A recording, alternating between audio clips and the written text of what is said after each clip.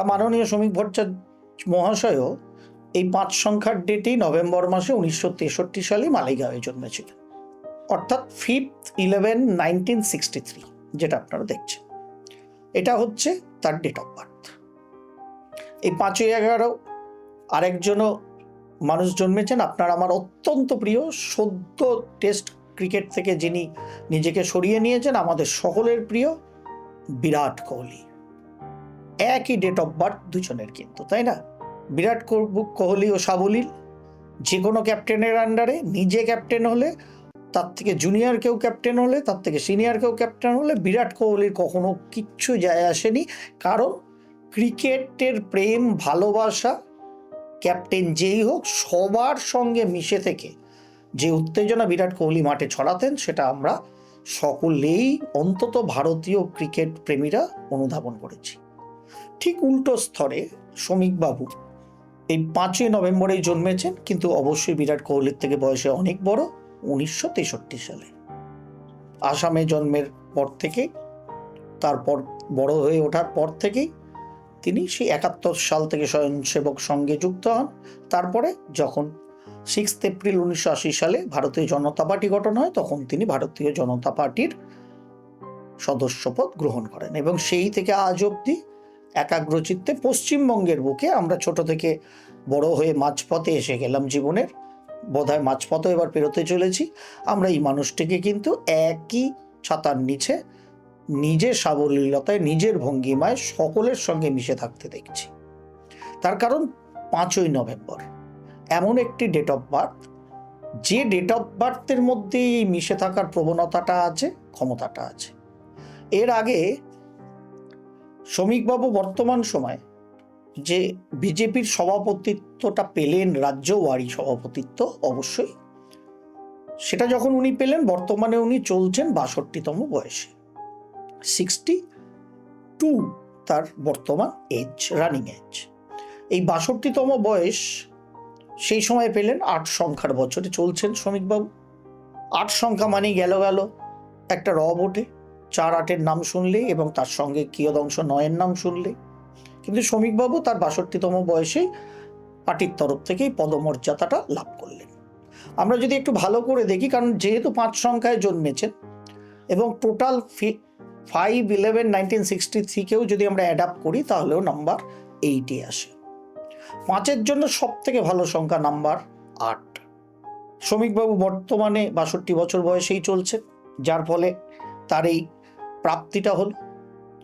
বর্তমানে গত বছর থেকে উনি রাজ্যসভা সাংসদ হয়েছেন, যেটা কোনো মানুষের ভোটে হয় না, সেটা নিজস্ব একটা আমাদের সাংবিধানিক বিষয়। সব দলের লোকেরাই ভোট দিয়ে কাউকে নির্বাচিত করেন রাজ্যসভার জন্য। গত 20শে আগস্ট 2025-এ একটু সংখ্যাতত্ত্ব অনুযায়ী একটা খানিকটা রাজনৈতিক একটা এপিসোড করেছিলাম, মনে পড়ছে আপনাদের?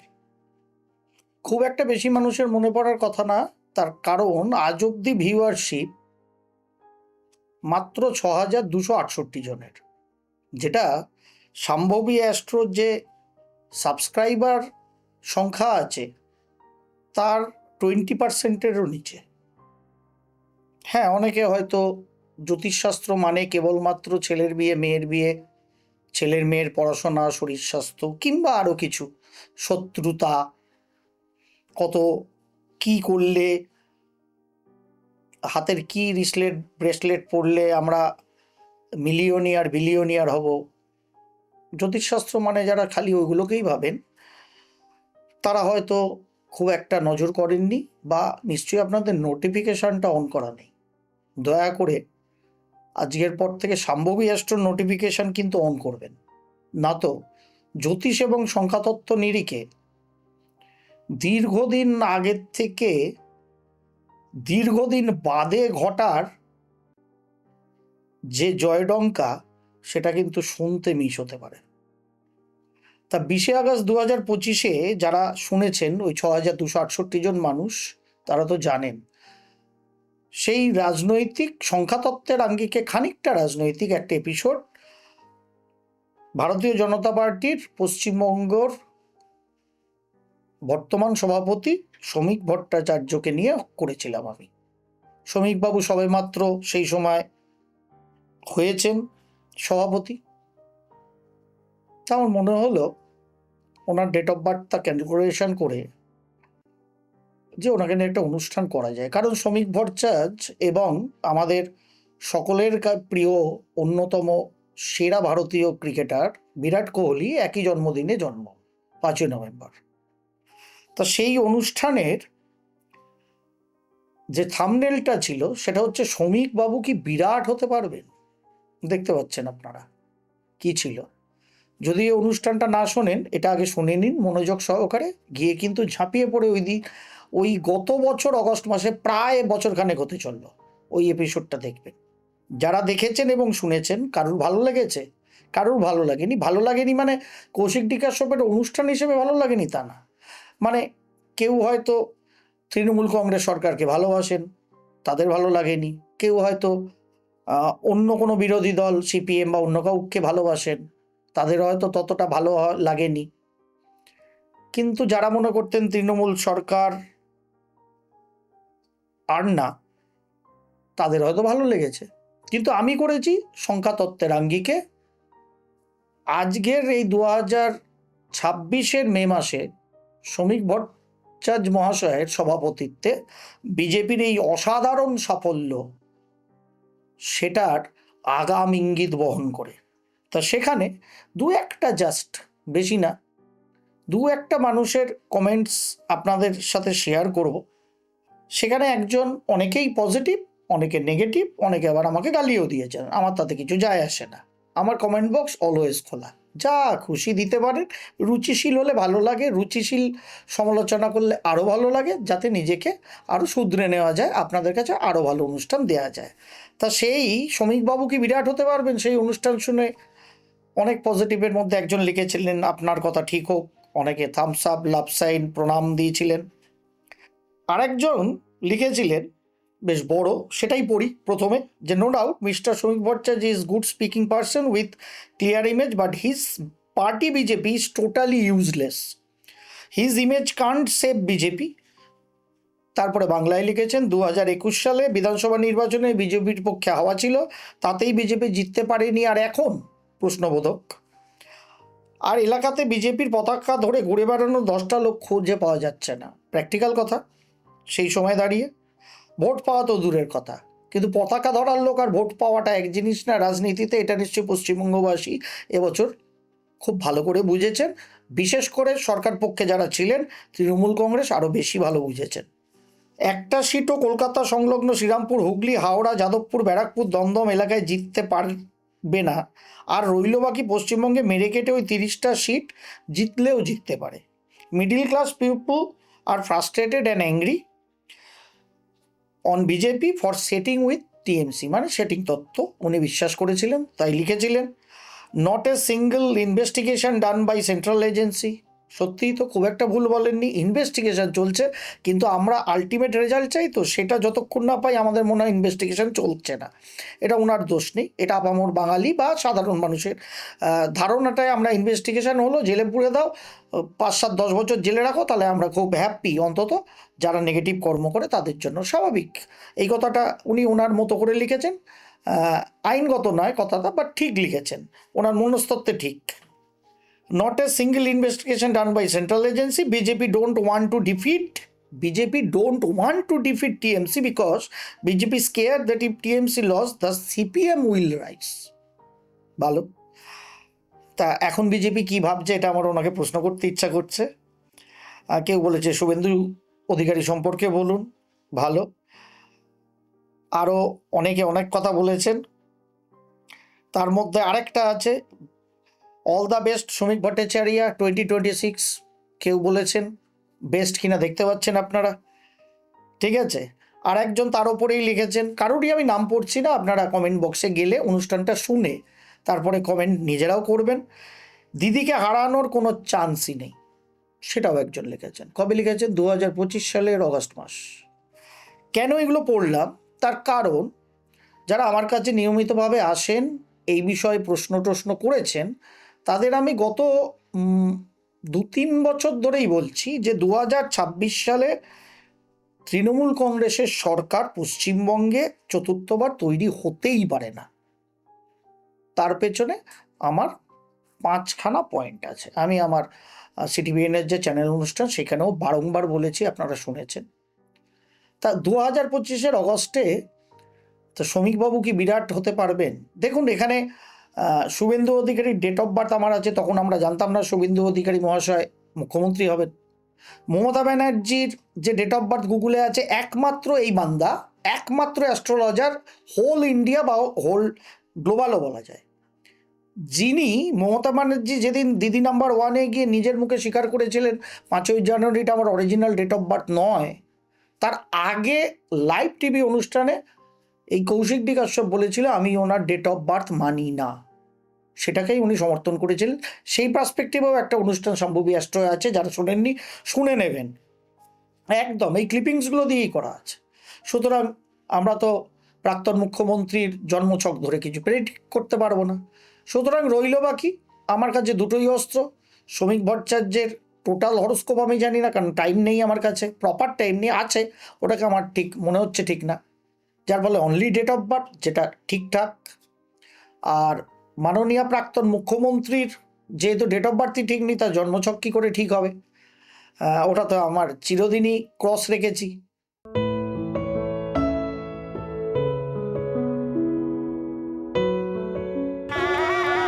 আপনারাও পেয়েছেন আপনাদের মনের মতন জীবনসঙ্গী শুধুমাত্র মাই সোলমেট ম্যাট্রিমনিতে। খুঁজে নিন তাকে যে বোঝে আপনাকে। আপনারাও আপনাদের পছন্দের জীবনসঙ্গী খুঁজে নিতে অবশ্যই লগ ইন করুন mysoulmate.co.in অথবা প্লে স্টোর থেকে ডাউনলোড করুন মাই সোলমেট ম্যাট্রিমনি অ্যাপ। খুঁজে নিন তাকে যে বোঝে আপনাকে। সুতরাং যেটা রয়ে যায় সেটা হচ্ছে তৃণমূল কংগ্রেসের যে জন্ম ছক, তার প্রভাব, এবং তৃণমূল কংগ্রেস যে 1 জানুয়ারি 1998 সালে জন্মেছেন সেই সম্পর্কিত সংখ্যাতাত্ত্বিক বিচার, যেটা আমার কাছে অস্ত্র ছিল যে শ্রমিকবাবুর পক্ষে তো 2025 2026 ভেরি গুড বলেই যে অনুষ্ঠানে শুনে নেবেন যারা শোনেননি, কিন্তু তৃণমূল কংগ্রেসের সুপ্রিমোর যেহেতু আমার কিছু নেই, তার ডিটেল আমার কেন কারোর কাছেই কিছু নেই, কারণ তিনি তো তার ডেট অফ বার্থটাই ঠিক মতো তিনিই জানেন না, এটা তার মুখের কথা, আমার কথা না। কিন্তু তৃণমূল কংগ্রেস 1 জানুয়ারি 1998 সাল সকাল 11টা কলকাতায় স্থাপিত হয়েছিল। জন্মছক দেখতে পাচ্ছেন, মীন লগ্নের জন্মছক, লগ্নস্থ শনি, ষষ্ঠে রাহু, তার পরবর্তী ক্ষেত্রে নবমস্থ বুধ, দশমে রবি, একাদশস্থ মঙ্গল, শুক্র, চন্দ্র এবং নিচস্থ বৃহস্পতি, তার সঙ্গে দ্বাদশে কেতু। এই ছিল তৃণমূল কংগ্রেসের জন্মছক।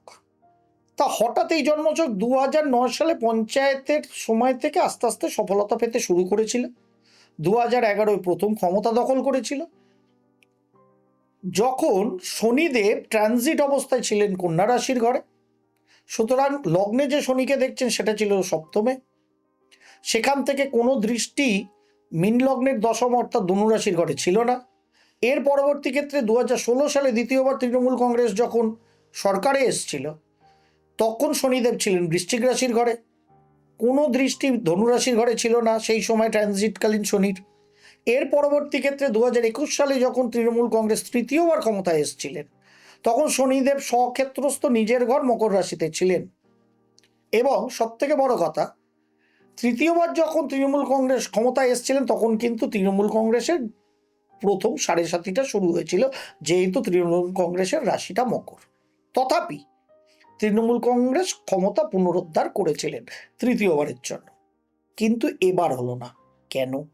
তার কারণ বর্তমান সময়ে আপনারা জানেন তৃণমূল কংগ্রেসের জন্ম সময় শনি যে মীন রাশির ঘরে ছিল, বর্তমান সময়েও আকাশে মীন রাশির ঘরে শনিদেব আছেন। যখন আমাদের ভোট হলো, রেজাল্ট বেরোলো, সব কিছু হলো, আজও আছে। আগামী 2027 জুন মাসের 3 তারিখ অবধি থাকবেন, তার পরবর্তী ক্ষেত্রে মেসে চলে যাবেন, আবার রিভার্স ট্রানজিট করে 3 মাসের জন্য আবার আসবেন 2028 সালে। অর্থাৎ 2027 অবধি তো মীন রাশির ঘরে শনিদেব আছেন।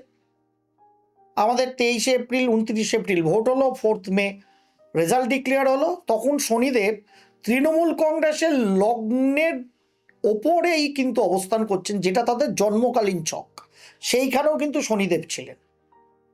এবার যখনই লগ্নগত তৃণমূল কংগ্রেসের শনির ওপরে শনি ট্রানজিট করছে, শনিকে আমরা কি জানি? কার্মিক প্ল্যানেট, কর্মফল দাতা। শনিদেব হচ্ছে ন্যায়াধীশ, অর্থাৎ বিচারালয়ের বিচারপতি। আপনি আমি কি কর্ম করলাম, পুঙ্খানুপুঙ্খ ন্যায় নীতি সহযোগে সেটা বিচার করে শনিদেব আপনাকে আমাকে প্রাইজ দেবে অথবা গারদে পড়বে, এটাই শনিদেবের কর্ম। তা তৃণমূল কংগ্রেস জন্মের পর থেকে গত 28 বছর ধরে তাদের রাজত্ব নানাভাবে করেছে। এবার শনিদেব ঘুরতে ঘুরতে তৃণমূল কংগ্রেসের জন্মকালীন যেখানে শনি অর্থাৎ মীন লগ্নের ওপরে, সেখানেই আজকে শনিদেবের অবস্থান। সেখানে শনিদেব বসে দশম দৃষ্টি দিচ্ছে মীন লগ্নের দশম স্থান ধনুরাশির ঘরে। সেই ঘরে তৃণমূল কংগ্রেসের জন্মছকে কে বসে আছে? রবি। রবি দশমস্ত সিংহাসনের ক্ষেত্রে বসে থাকলে তারা সরকার গঠন করবেই বা সরকার পরিচালনা করবেই, কারণ দশমস্ত রবি দিক বলে বলিয়ান। কিন্তু এই বছর এই শনি ট্রানজিট পাটে লগ্নে ঢুকে ওই দশম স্থানে দশম দৃষ্টি শনির নিক্ষেপ করার ফলে, এবং যেখানে শনিদেবের জন্মকালীন তৃণমূল কংগ্রেসের জন্মছকে অবস্থান, সিংহাসনটা কিন্তু টলে গেল। কারণ স্বাভাবিক, শনি একটা রাউন্ড কমপ্লিট করেছে তৃণমূল কংগ্রেস দলের, যেখানে তিনি এবার বিচারপতি হিসাবে লগ্নে বসে বিচার করছে যে দলটি দল হিসাবে বা সরকার পরিচালনার ক্ষেত্রে কি কর্মগত এই 30 বছরের সাইকেলে করেছে। কি করেছে আপনি আমি যা জানি তার থেকে শনিদেব বেশি জানেন। সুতরাং সিংহাসন কারো কেড়েছেন সিংহাসন, নাম্বার 1 পয়েন্ট। নাম্বার 2 পয়েন্ট, খুব যদি ভালো করে খেয়াল করেন তৃণমূল কংগ্রেসের জন্মছকটাকে, দেখুন ষষ্ঠে রাহু, দ্বাদশে কেতু, অর্থাৎ সিংহ রাশির ঘরে রাহু, কুম্ভ রাশির ঘরে কেতু। আজকে আকাশে কোথায় অবস্থান করছে রাহু কেতু? ঠিক রিভার্স না? অর্থাৎ কুম্ভ রাশির ঘরে যেখানে তৃণমূল কংগ্রেসের কেতু ওখানে রাহু, আর যেখানে তৃণমূল কংগ্রেসের রাহু ওখানে কেতু। প্রত্যেক বছর যখন রাহু কেতু ট্রানজিট হয় তখন আমি একটা বিশেষ এপিসোড করি, যে লগ্ন সাপেক্ষে আপনার 9, 27, 45 এই বছরগুলো যখন হচ্ছে, মানে আপনার রাহুর ওপরে কেতু ট্রানজিট করবে, কেতুর উপরে রাহু ট্রানজিট করবে। যারা সম্ভবী অ্যাস্ট্রোর মনোযোগী দর্শক, জ্যোতিষটাকে সঠিক জীবনে ব্যবহার করতে চান, তারা শোনেন, তারা জানেন, তারা সেইভাবে ব্যবহার করেন। যখনই রাহু কেতু যে স্থানে অবস্থান করে, ব্যক্তি বিশেষের হোক বা সামগ্রিক ক্ষেত্রের, জন্ম ছকে যেখানে রাহু কেতু অবস্থান করে তার উল্টোভাবে রাহু কেতু থাকে ট্রানজিট অবস্থায়, তখন সেই জোনে সমস্যা ক্রিয়েট হবে। দ্বাদশ মানে কি? ব্যয়স্থান। ব্যয়স্থানে রাহু, যেখানে জন্মকালীন তৃণমূলের কেতু ছিল। আমরা কেতু মানে কি জানি? মোক্ষের কারক। সুতরাং কর্ম কিংবা চিন্তন এমন হতে হয় কোনো মানুষের বা অর্গানাইজেশনের, যেখানে কেতুদেব দ্বাদশে বসে তাদের ওভারঅল লাইফটাকে উন্নত থেকে উন্নততর দিকে নিয়ে যাবে। কিন্তু তৃণমূল কংগ্রেস কি সেই কর্ম করেছে? বোধ হয় না, তাই না? সেই জন্য বর্তমানে এই যে রাহু কেতুর রিভার্স ট্রানজিট হয়েছে, অর্থাৎ রাহুর ওপরে কেতুর বর্তমানে অবস্থান এবং তৃণমূল কংগ্রেসের যেখানে কেতু সেখানে রাহুর অবস্থান, এটাও তৃণমূল কংগ্রেসের পঞ্চত্ব প্রাপ্তির দিকে তৃণমূল কংগ্রেসকে সেকেন্ড পয়েন্ট হিসাবে ঠেলে দিয়েছে। এবার রইল আপনাদের নর্মাল প্রশ্ন হতে পারে সাধারণ মানুষ হিসেবে, যে ভাই বা দাদা এটা তো বুঝলাম, কিন্তু 2011 থেকে এই যে 2026 সালের 4 মে অবধি, তার আগে যখন ভোট ডিক্লেয়ার হয়েছে, যখন থেকে ইলেকশন কমিশন মানে টোটাল ব্যবস্থাটাকে নিয়ে নিয়েছে, আমরা যদি এপ্রিল অবধি ধরি, যে তৃণমূল কংগ্রেস 2011 থেকে আর 2026 এপ্রিল মাস অবধি যে রাজত্ব করলো, মানে সরকার পরিচালনা করলো, এটা তাহলে করলো কি করে? তার কারণ দেখুন, তৃণমূল কংগ্রেসের গত 15ই ডিসেম্বর 2025 সালের 15ই ডিসেম্বরের আগে অবধি তার 18 বছর চলছিল রাহুর দশা। রাহু তৃণমূল কংগ্রেসের কোথায় বসে আছে? লগ্নের সাপেক্ষে ষষ্ঠে বসে আছে। ষষ্ঠের রাহু অলওয়েজ শত্রু জয় করে, খুব ভালো। এবং রাহুর একটা নর্মাল টেন্ডেন্সি হচ্ছে, রাহু যে গ্রহের সাথে বসে, রাহু কেতু বোধ, বিশেষ করে রাহু যে গ্রহের সাথে বসে কিংবা যে ঘরে বসে তার মতো ফল প্রদান করে। তা রাহু কোন ঘরে বসে আছে? রবিদেবের ঘরে। সুতরাং সেই রাশির মালিক রবিদেব তৃণমূল কংগ্রেসের কোথায় বসে আছে? ছক দেখুন, দশম স্থানে। দশম স্থানটা কি? সিংহাসন, সরকার, সেই জায়গায়। এবং যেহেতু সিংহ রাশির মালিক হিসাবে রবি দশমে বসে আছেন, যে কিনা রাজারই কারক, যে দশমে বসে দিক বলে বলিয়ান হয়, রাজত্বের প্রতিষ্ঠা হয়। সুতরাং যেই রাহুর দশা তৃণমূল কংগ্রেসের শুরু হয়েছিল, সঙ্গে সঙ্গে তৃণমূল কংগ্রেস ভোটে সাকসেস পাওয়া শুরু করেছিল, 2011 ক্ষমতায় এসছিল, এবং তার পরবর্তী লাস্ট 2026-এর 4 মের আগে অবধি তৃণমূল কংগ্রেসের সরকার চলল। যেহেতু গত 15ই ডিসেম্বর রাহুর দশা শেষ হয়ে গেছে, দশা শুরু হয়েছে কার? বৃহস্পতি। তৃণমূল কংগ্রেসের জন্মছক অনুযায়ী বৃহস্পতি দেবের কিন্তু নিজ ভঙ্গ হয়ে আছে। কারণ সেখানে তুঙ্গি মঙ্গলদেব বসে আছে নিচস্থ বৃহস্পতি দেবের সাথে, আদার্স প্ল্যানেটও আছে। কিন্তু আমরা কি জানি, নিচস্থ গ্রহ যদি তুঙ্গ গ্রহের সাথে একসাথে থাকে তাহলে নিজভঙ্গ হয়। এটা নিজভঙ্গ হওয়ার একটা কারণ। এছাড়াও নিজভঙ্গর আরো বিশেষ কারণ আছে। সেই আরো 3-4টে কারণ কিন্তু এই নিজভঙ্গ যোগে নেই। তবুও আমরা যদি ধরে নিই তর্কের সাপেক্ষে যে নিজভঙ্গ আছে। এবার 15ই ডিসেম্বর 4th পয়েন্টের দিকে আমরা এগোচ্ছি, 3rd পয়েন্টের দিকে এগোচ্ছি। কেন রাহুর দশাটা চালাতে পারলো তৃণমূল কংগ্রেস? কারণ তার ডিসপোজিটার সিংহ রাশির লোক, দশমে রবি সিংহাসনের ক্ষেত্রে বসে আছে দিক বলে বলিয়ান। যতদিন রাহুর দশা চলল, গেল করে রব উঠেছে গত 3 বছর ধরে, কিন্তু সরকারটা যায়নি। ভয়ঙ্কর কাণ্ড, অভয়াকাণ্ড থেকে, হাঁসখালি থেকে, চাকরির চুরি থেকে, মাস্টারমশাইদের রাস্তায় গড়াগড়ি খাওয়া থেকে সব দেখেছে বাঙালি, কিন্তু সরকারের পতন হয়নি। কেন হয়নি? কারণ দশা চলছিল রাহুর। যে রাহুর রাশির মালিক রবি দশমে বসে আছে, সরকারের পতন হয়নি। এবার যখন বৃহস্পতির দশা 2025 সালের 15ই ডিসেম্বর থেকে শুরু হলো, খেলাটা উল্টো শুরু হলো, হাওয়া উল্টো দিকে বইতে শুরু করলো। কারণ রাহুর কারকতা হচ্ছে কেমোফ্লেজ করা। সুতরাং মানুষকে মায়ায় আবদ্ধ করে, ধোঁকা দিয়ে নিজেদের কার্যসিদ্ধি করা, এটা হচ্ছে রাহুর ক্যারিশমা।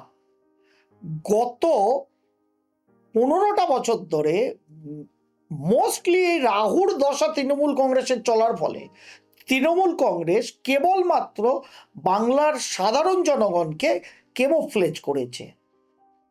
সেখানে থ্রেট দিয়েছে, ভয় দেখিয়েছে, ভাতা ভিক্ষা দিয়েছে, নিজেদের কুক্ষিগত করে রাখার চেষ্টা করেছে। অর্থাৎ ভয় ভীতি ভাতা দিয়ে মানুষকে কুক্ষিগত করে রেখে এবং নানা রকম মেশিনারির প্রয়োগে ইলেকশনকে জালিয়াতি করেছে। অর্থাৎ একটা জালিয়াতির টোটাল জাল বুনে ফেলেছিল তৃণমূল কংগ্রেস।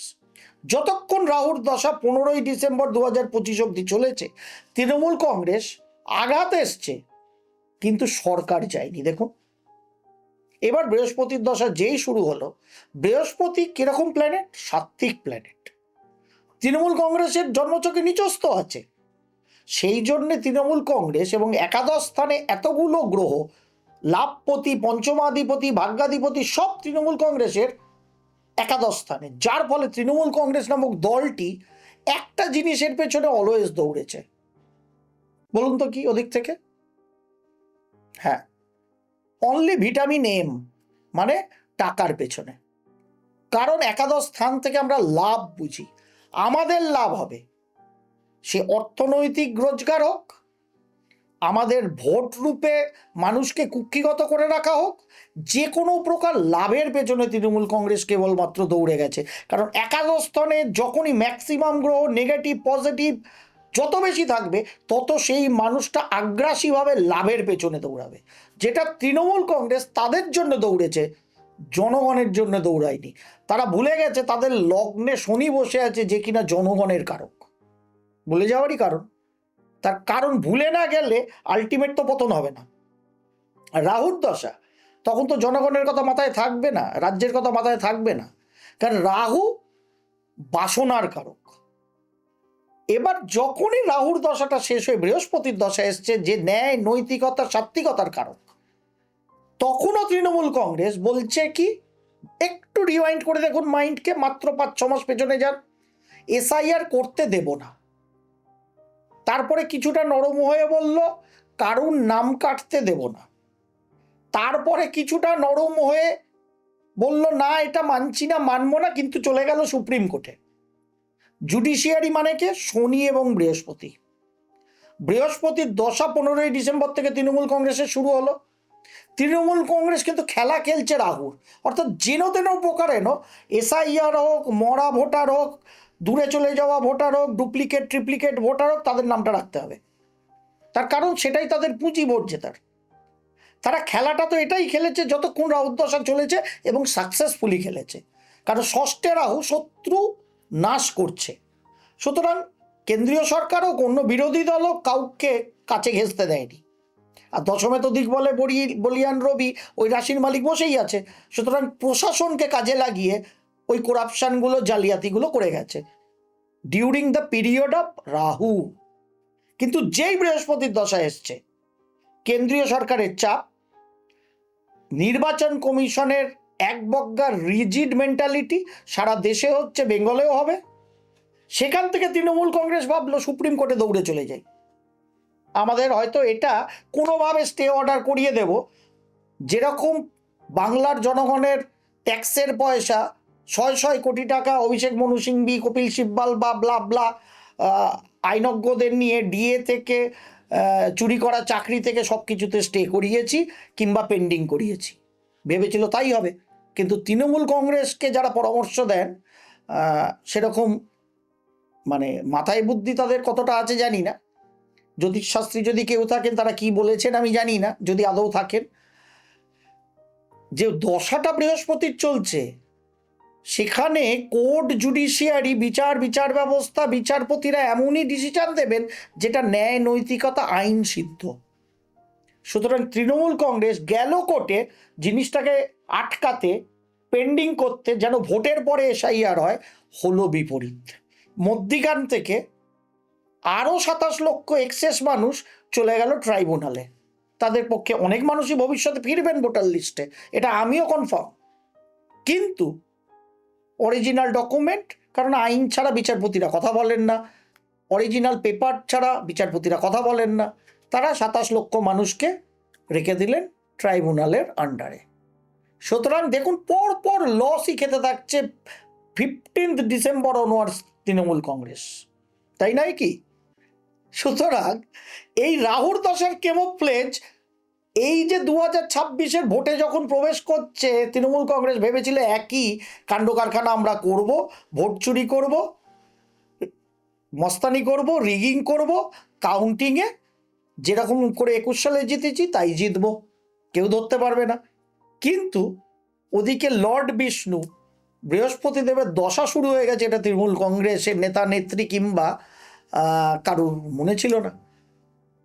রাহু কেতু সরভানু চন্দ্র এবং সূর্যদেবকে সাইড করে আগাম বুঝে ফেলেছিলেন, কিন্তু অমৃতটা নিয়ে দেবতারা পালিয়েছে। তাই তারা রাহু এবং কেতু, সরভানু চন্দ্র সূর্যকে সাইড করে বসে পড়েছিলেন অমৃত পান করতে। ধরেছিলেন কে? বিষ্ণুদেব, তাই না?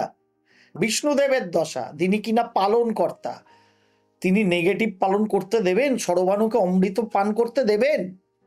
তার সুদর্শন চক্র চলবে না? কি দেখলেন ভোটে? যা দেখলেন নতুন করে বলার কিছু নেই, এটাই হওয়ার ছিল। সেটা তৃণমূল কংগ্রেস বোঝেনি, কৌশিক-ডি কাশ্যপ বুঝেছিল। যার ফলে অনেক আগের থেকেই যে সৌভাগ্যের অভাব আমার 2026-এর 4th মের আগে অবধি ছিল, আজকে নেই বলে এত খোল্লা বলছি। আমি অনেক দিন আগে, 2 বছর আগেই বলে দিতে পারতাম এগুলো, যে এইগুলোই হতে চলেছে। অনেকে আমাকে বলেছে খবরদার বলবেন না, তাতে যদি ওরা শুধরে যায়, ওরা যেন শুধরে না যায়, এরকমও বলেছে আমাকে সাধারণ মানুষ থেকে, অবশ্যই এখনকার শাসক দলের বেশ কিছু কর্মকর্তা। খবরদার বলতে যাবেন না দাদা এইগুলো। যাই হোক, কিন্তু আমি হিন্টস গত বছর অগস্ট মাস থেকে শ্রমিকবাবুর চার্ট থেকে দেওয়া শুরু করেছি। এই বছর যখন নতুন বাংলা ইংরাজি বছরে প্রবেশ করেছিলাম সেখানেও দিয়েছিলাম। আর যখন নতুন বাংলা বছর এলো বলেইছিলাম যে বছরটা পরাভব, নতুন সৌর বছর, যেটাকে আমরা বৈশাখাদি বাংলা বছর বলি। পরাভব ইয়ার বলতে গিয়ে কি বলেছিলাম শুনে নিয়ে একটু, ভাল লাগবে। কারণ শুধু তৃণমূল কংগ্রেস না, টোটাল 5টা জায়গায় ভোট হয়েছে। দেখুন, মূল 3টে বড় জায়গা সরকার পরিবর্তন হয়ে গেছে। তাই বলা ছিল তো পরাভব বছরের শ্লোকে, কেরল, তামিলনাড়ু এবং ওয়েস্ট বেঙ্গল, 3টে বড় রাজ্যের সিংহাসন কিন্তু 3টে দলের টলে গেছে। পরাভব ইয়ার তো তাই বলে গিয়েছিলাম 2000, এই যে আমাদের 1433 সালের নতুন বাংলা বছরে, শুনে নি একবার। সুতরাং পরাভব বছরের এফেক্ট 200% কেরল, তামিলনাড়ু, বাংলার বুকে আসবে, এটা বলাই ছিল। ডাইরেক্ট বলতে পারিনি, বলেইছিলাম আগে ভোট হোক আর পরে ভোট হোক, সুতরাং পরাভূত হতেই হবে। এই বছরের সৌর বছরকে বলা হচ্ছে পরাভব। শাস্ত্রে এই পরাভব সৌর বছর সম্বন্ধে কি বলা হয়েছে, যদি আমরা সেটাকে একটু দেখি, সেই শ্লোকটাকে বলা হচ্ছে যে পরাভবাব্দে রাজানা প্রাপনুবন্তি পরাভবম ভবন্তি ক্ষুদ্র ধন্যানি প্রভূতা বৃষজ্যতয়ে। এটাকে যদি আমরা কোনোটসে দেখি তাহলে রুলার্সের জন্য ইনসাল্ট, ডিসকমফোর্ট এবং ডিসরেসপেক্ট একটা অবস্থা কিন্তু তৈরি হতে চলেছে এই নতুন সৌর বছর। এই নতুন সৌর বছরে মানুষ বিভিন্ন প্রকারে, বিভিন্ন কারণে যারা শাসন ক্ষমতায় আছেন তাদের অপোজ করবে। এই বছর যা ইন্ডিকেট করে, যারা সারা ভারতবর্ষের কিংবা সারা বিশ্বের যে কোনো প্রান্তরে, যে কোনো অবস্থায় যারা শাসন ক্ষমতাকে দখল করে রেখেছেন বা বলা যায় শাসন ব্যবস্থা পরিচালনা করছেন, তাদের প্রতি মানুষের একটা রিজেকশন, তাদের অপোজ করার জন্য মানুষ কিন্তু একজোট হবে।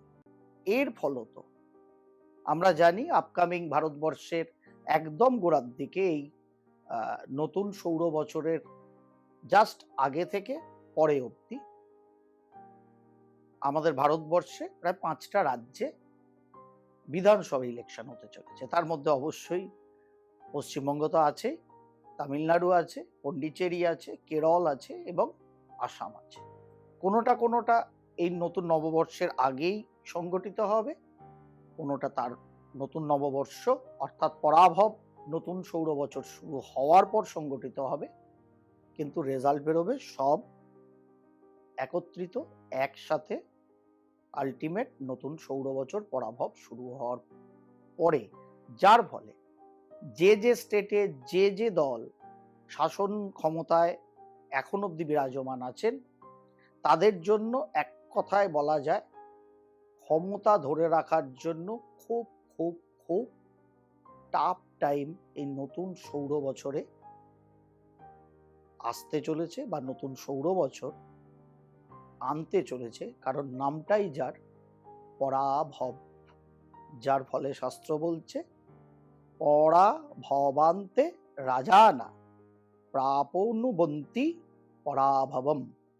এবার বাদবাকি জনগণ যেহেতু রুলার্সের অপোজ করবে, বিভিন্ন কারণে তাদের রিজেক্ট করার মুডে থাকবেন, সুতরাং আলটিমেট জনগণের দেওয়া প্রদত্ত ভোটে কি হয় সেদিকে আমাদের অবশ্যই নজর আছে এবং থাকবে।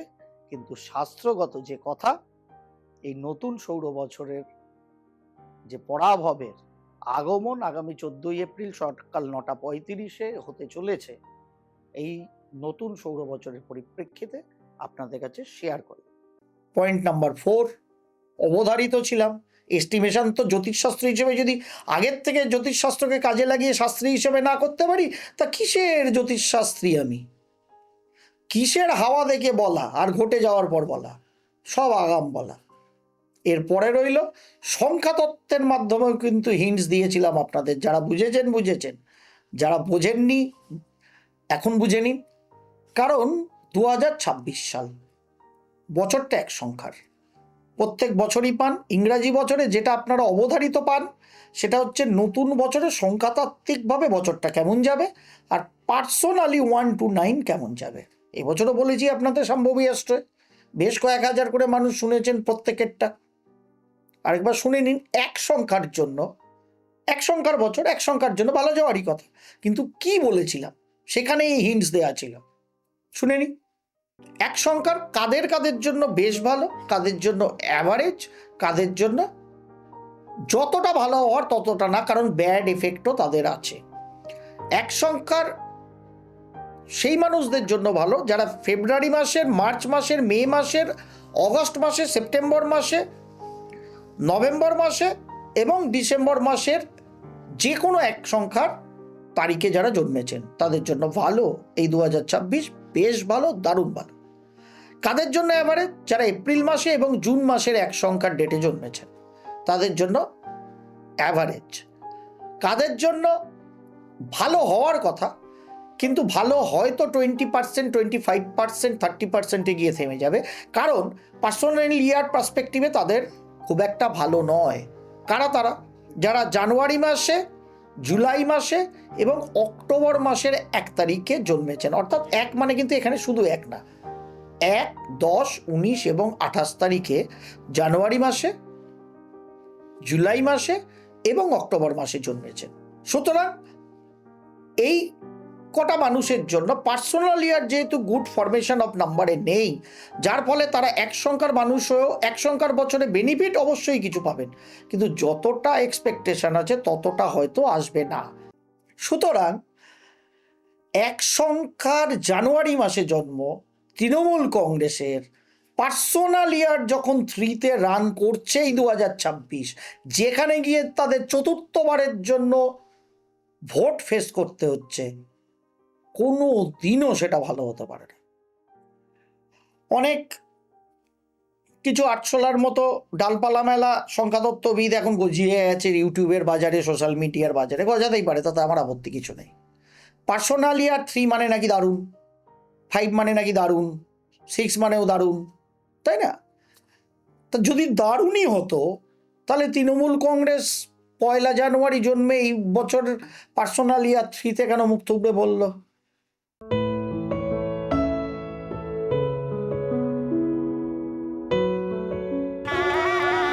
আপনারাও পেয়েছেন আপনাদের মনের মতন জীবনসঙ্গী শুধুমাত্র মাই সোলমেট ম্যাট্রিমনিতে। খুঁজে নিন তাকে যে বোঝে আপনাকে।